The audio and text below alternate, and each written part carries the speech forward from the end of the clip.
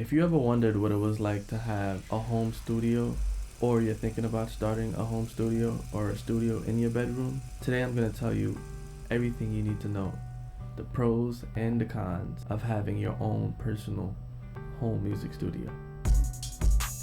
Pro number one. Pro number one is you have unlimited access to your studio. You don't have to book any studio time. You don't have to book any engineers. You don't have to find any people to help with your session. You don't have to travel. It's right here in your house. So having unlimited access means you can work on your music at any time that you want, whether you like working late night, whether you like waking up early in the morning, you're an early riser, you get up before everyone else and you start grinding, or if you sleep late, you want to wake up in the afternoon, you want to work on music in the afternoon, in the night, you have 24/7 access. You can work on your music at any time of the day, or any time that you have, any free time. Con number one, too much time can cause lack of focus.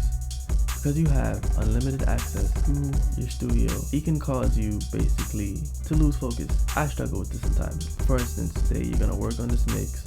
Maybe you have a mix for a client, somebody that you want to work with, whatever the case may be.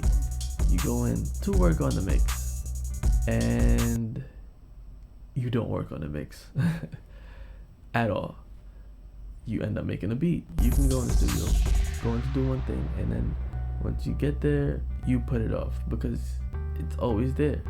You say, no, I'm not going to work on this today. I'm not going to work on this mix today. I can push it off till tomorrow. You can push it off, and it makes you procrastinate. Pro number two, the ability to work on music when inspiration kicks in. The best thing about having the studio is that you can work on music whenever you're inspired. If you heard a new album, if you're on your way home from work, if you had a long day and you just want to work on some music, inspiration kicks in, something, whatever. If you're watching a movie and you're inspired, you read a book that inspired you, whatever the case may be, you have the ability to work on music whenever inspiration kicks in, which is one of the best things ever, because when inspiration kicks in, as some of you may know, it doesn't kick in all the time. So when it does kick in, you know you need to get busy. You need to get to work because it's not gonna last forever. When you're in the zone, in that mindset, when something inspires you, you need to get cracking. So you have the ability to do that when you have your home studio. Great thing to have.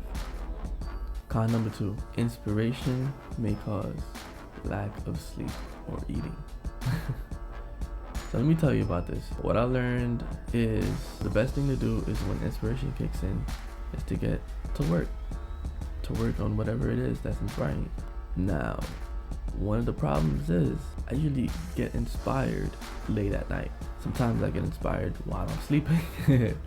I'll have a dream and then now I'm inspired. I heard a beat in my head, something that sounded amazing. Now I want to go work. I have a chord progression I want to go play out or do. So now it can mess with your sleep cycle, or you can be getting ready for bed and right then and there, bam, that's when inspiration kicks in. Not the best thing.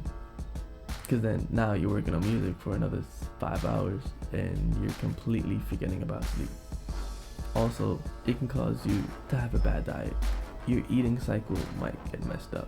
You may work too much, so you can be cranking away at work for 8 hours and forgetting to eat. You're so in the zone, you don't even think about food. Pro number three, more time to work on your craft. Whether you're a musician, you're a mixer, you're a producer, you're an engineer, you're an artist, you have more time to put in on your craft. You have more time to test out ideas. You can do demos, you can do rough drafts. Like, you don't have to go into the studio and have the pressure of, I need to have a perfectly set of ideas that I want to record. You can test different things out. You can write things down. You can try different things in the studio, tricks, whatever the case may be. You have a lot of time to work on your craft. So the best thing about having a studio in the house or at home is that try new ideas, try new things, try experiments. You can experiment with different sounds, experiment with trying different mic positions, or what sounds best on your voice. What time of the day do you sound your best? What time are you most inspired? Whatever the case may be, you can come clock in, work, put those hours in, and work. Sometimes you may have a traditional 9 to 5 and you have to work on your craft on your hours off or on the weekends, and you have the ability to do that day in and day out, whatever it may be. Even if you squeeze in 30 minutes a day or an hour a day, you have the ability to work and put the work in and experiment and try new ideas. So I highly encourage just trying as much as possible. Okay, the con to number 3 is having more time to work on your craft may interfere with family time, time away from your spouse, girlfriend, your boyfriend, or time away from your friends. So this is something that I personally struggle with. Sometimes I may be in the studio working on music and I be locked in for hours and hours and I forget, oh shit, I have a family outside of this room that I gotta go tend to and I gotta talk to and gotta interact with and do things with. You don't forget about family time. It's not good. I get shit for that all the time. So you have to make sure to prioritize your time so that you can have time in the studio and time with your spouse or whoever it may be, whatever the case may be. If you don't have and you live by yourself, great, more time in the studio. Your girlfriend is your music. So you can work on that as much as you want to. But for anybody else that does have a family, it can interfere with your family time. And that's something that you have to work or prioritize so that it doesn't. It's just something I'm working on currently. So to wrap this up, I have some tips, and these are some things that I've went through and that I think can be helpful. Tip number 1, prioritize your time.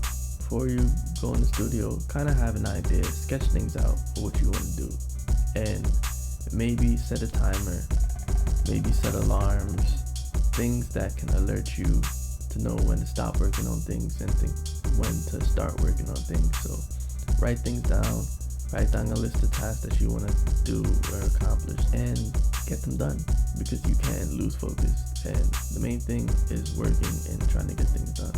Tip number 2, have fun. Don't forget, music is supposed to be fun.